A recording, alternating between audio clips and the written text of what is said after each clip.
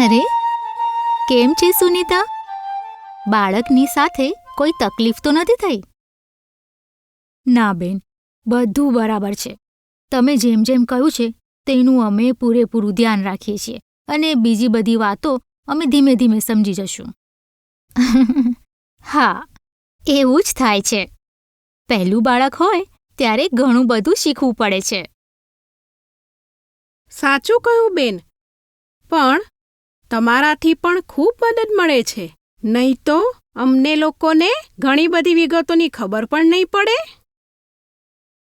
અરે, બેન હોવાના કારણે આ તો મારી ફરજ છે વિમલા.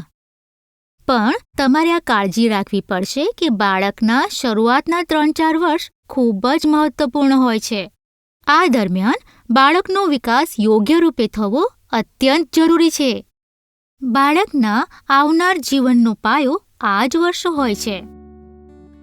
પણ બેન, મોટાભાગના પરિવારોને તો આ ખબર જ નથી પડતી કે નવા જન્મેલા બાળકનો વિકાસ કેવી રીતે કરવો છે.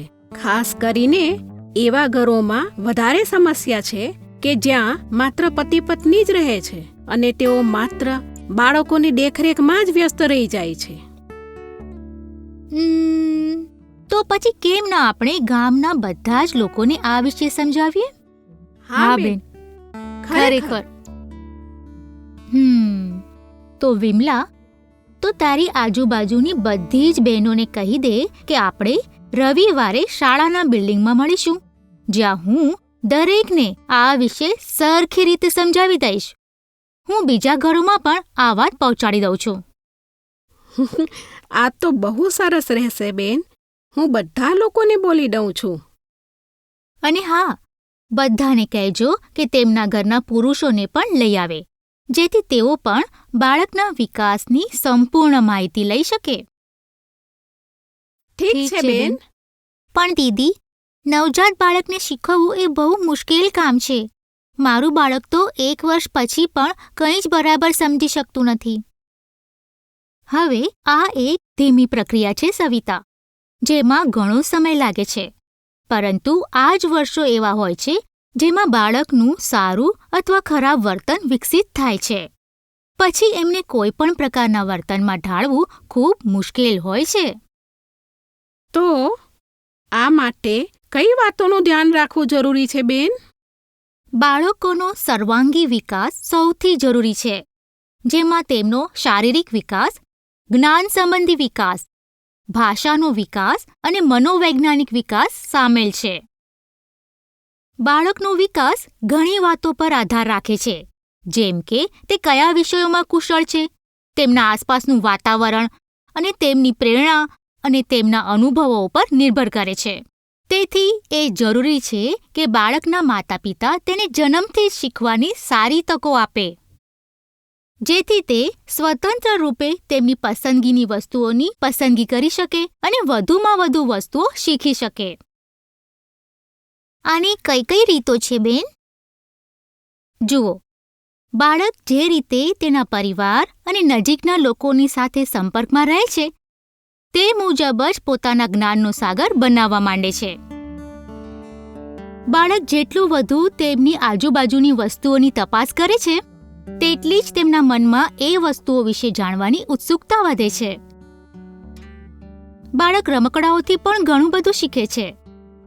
જેવું તેમના પરિવારના સભ્યોનું વર્તન હોય છે, તેમ જ બાળક પણ નકલ કરે છે.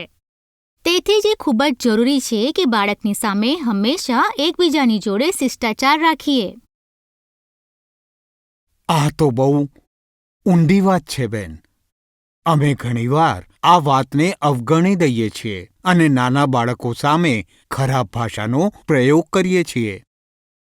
હા, જરૂર. આ ધ્યાનમાં રાખવું ખૂબ જ જરૂરી છે. અને સાથે જ એ પણ કે બાળક કેટલું વધારે રેડિયો, ટીવી કે અન્ય ઉપકરણોના સંપર્કમાં છે.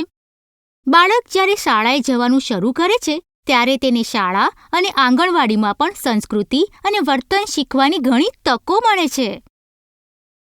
બાળકો માટે ઘરના વાતાવરણમાં બીજી કઈ બાબતોનું ધ્યાન રાખવું જોઈએ બેન?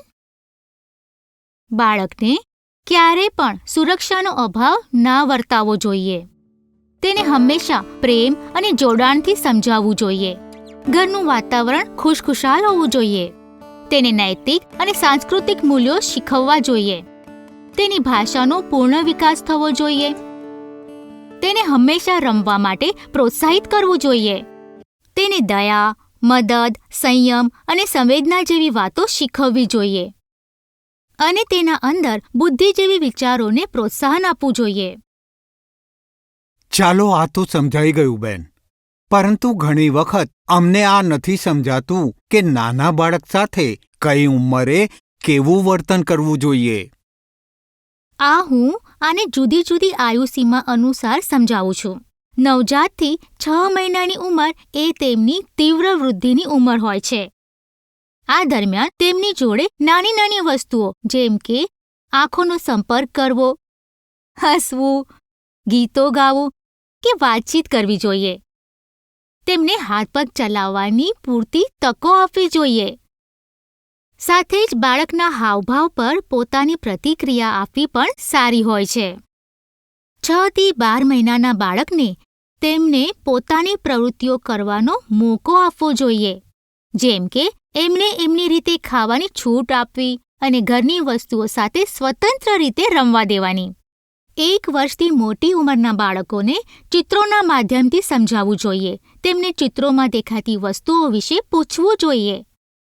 આ ઉપરાંત તેમને વાર્તાઓની પુસ્તકો વાંચીને સંભળાવવું જોઈએ.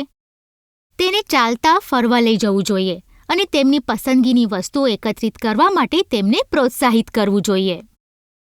1 થી 2 વર્ષની ઉંમરના બાળકોને ચાલવા માટે પ્રોત્સાહિત કરવા જોઈએ. તેને રમકડાઓ સાથે જુદી જુદી ગતિવિધિઓ માટે તક આપવી જોઈએ. એમને સરળ પ્રશ્નો પૂછવા જોઈએ અને એમના પ્રશ્નોના જવાબ આપવા જોઈએ. 2 વર્ષ અને તેથી વધુ ઉંમરના બાળકોને ગણતરી શીખવવા, ચિત્રો દોરવા, ગીતો ગાવા અને વાર્તાઓ કહેવા જેવી પ્રવૃત્તિઓ કરાવી જોઈએ. વાર્તાઓ દ્વારા સારા અને ખરાબ વર્તનની સાચી પરખ બાળકને આ ઉંમરે સમજમાં આવે છે. 3 થી 4 વર્ષની ઉંમર સુધીમાં બાળક બીજા બાળકો સાથે રમવાનું શરૂ કરી દે છે અને રમત વિશે તેમની સમજ બીજા બાળકોની સાથે આપલે શરૂ કરી દે છે. 4 થી 6 વર્ષનું બાળક મોટે ભાગે બીજા બાળકો સાથે જ રમે છે અને તે રમતોમાં બાળકનું વ્યક્તિગત ધ્યેય નથી હોતું, પરંતુ બધા બાળકો એક સંયુક્ત લક્ષ્ય પર ધ્યાન આપે છે. બાળકને કોઈ પણ એક વિષય ઉપર શીખવવાને બદલે બાળકને પોતાની રીતે કામ કરવા દેવું જોઈએ. તેનાથી બાળકને ભાષા સારી રીતે સમજાય છે. બેન, એનો અર્થ તો એ થયો કે રમત અને રમકડા જેવી વસ્તુઓ બાળકના વિકાસમાં ઘણી અસર કરે છે. હા, કારણ કે પરિવારના સંપર્ક સિવાય આ જ વસ્તુ છે જે બાળકને સૌથી વધુ આકર્ષે છે. તેથી બાળકોનો ઝુકાવ પોતાની મેળે જ આ વસ્તુઓ તરફ થઈ જાય છે. ખરેખર બેન, આજની વાતચીતથી તો અમને બધાને ઘણું બધું શીખવા મળ્યું છે. અમારા બધાના બાળકોના વિકાસમાં આ વાતો ખાસ ભૂમિકા ભજવશે. અરે, હજી તો તમારે ઘણી બધી વાતો શીખવાની છે જે બાળકોના ઉછેર કરતી વખતે તમને જાતે જ સમજાઈ જશે. જો તમારામાંથી કોઈ પણ આ વિષયથી સંબંધિત કોઈ પણ માહિતી મેળવવા માંગતા હોવ તો તમે ગમે ત્યારે મને મળવા આવી શકો છો. અને હા, હું દરેકના ઘરે આ ચાર્ટ પહોંચાડી દઈશ જેથી આજની કહેલી વાતો તમને બધાને યાદ રહે. જ્યારે બાળકોનો થાય સંપૂર્ણ વિકાસ તો બને છે એક શ્રેષ્ઠ સમાજ.